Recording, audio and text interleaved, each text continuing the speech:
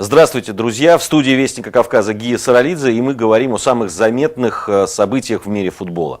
Сегодняшняя наша встреча посвящена, конечно же, одному из самых важных, наверное, событий, заметных событий, которые произошли на этой неделе. Это отставка Валерия Карпина с поста главного тренера московского «Спартака». Валерий Карпин возглавил «Спартак» в апреле 2009 года. Почти ровно через 2 года, то есть 18 апреля, он ушел в отставку. Как охарактеризовать этот период Карпина для «Спартака»? Ну, наверное, единственное слово, которое подходит к этому периоду, это нестабильность. С приходом Валерия Карпина игра московского «Спартака» стала живее, она стала интересней, были одержаны несколько, прямо скажем, блестящих побед, но в итоге вот эта череда неудач, которая преследует красно-белых в начале нынешнего сезона, это и последнее место на нынешний момент в премьер-лиге российской, что для московского «Спартака» просто из ряда вон выходящее событие. Ни разу так московский «Спартак» плохо не стартовал. Абсолютно, конечно, разгромное и унизительное, прямо чего уж там говорить, поражение от португальцев с общим счетом 3-10. Все это вынудило Валерия Карпина написать заявление, а руководство московского «Спартака» принять эту отставку.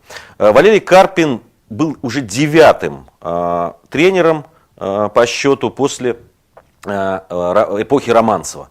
Кого только не приглашали москвичи на эту роль, и отечественных специалистов, молодых специалистов. Андрей Чернышов в свое время тренировал, Валерий Карпин тоже пробовал себя в качестве главного тренера. Это была первая его работа на посту главного тренера. Были и такие маститые тренеры, как Владимир Федотов, были иностранцы, Невио Скала, с одной стороны итальянский знаменитый тренер, с другой стороны такой зарекомендовавший себя как хороший очень тренер сборной Латвии Александр Старков, Черчесов тренировал, Игорь Ледяхов, Микаэл Лаудруп. В общем, кого только не призывали на этот пост, но результата того, которого ждут болельщики московского «Спартака», это чемпионство, а это хорошее выступление на европейской арене, к сожалению, этого пока добиться не удается. Наверное, эта отставка Валерия Карпина была закономерной. О том, что Валерий Карпин все-таки еще не имеет опыта руководства таким клубом, как московский «Спартак», с такими традициями победными, все это сказывалось, безусловно. Но я бы подчеркнул вот какую вещь. Болельщики «Спартака», большое количество, во всяком случае, болельщиков «Спартака» не хотели ухода Валерия Карпина, несмотря на вот эти последние поражения. О чем это говорит? Это говорит о том, что болельщики, которым на самом деле видно все, они оценили эмоциональность Валерия Карпина, его преданность делу, преданность клубу.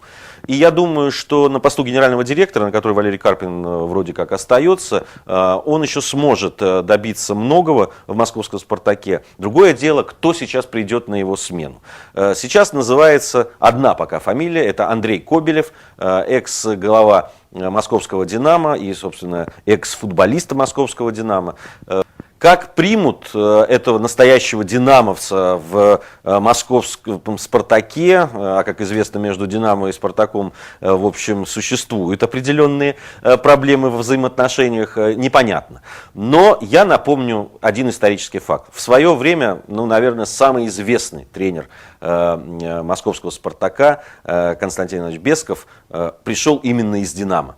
И с его именем связаны, наверное, самые блестящие страницы в истории красно-белых. Так что поживем, увидим. Но интересно будет, если Андрей Кобелев все-таки появится в московском «Спартаке». Интересно будет, как дальше будет перестраиваться, как будет строиться игра этого клуба. Клуба, напомню, как бы это кому не хотелось, но на самом деле самого популярного и по количеству зрителей, которые ходят на матчи этого клуба, да и по тому, какой резонанс имеет все, что связано с московским «Спартаком». Это был Гия Саралидзе в студии Вестника Кавказа, и мы говорили о самых значимых футбольных событиях этой недели.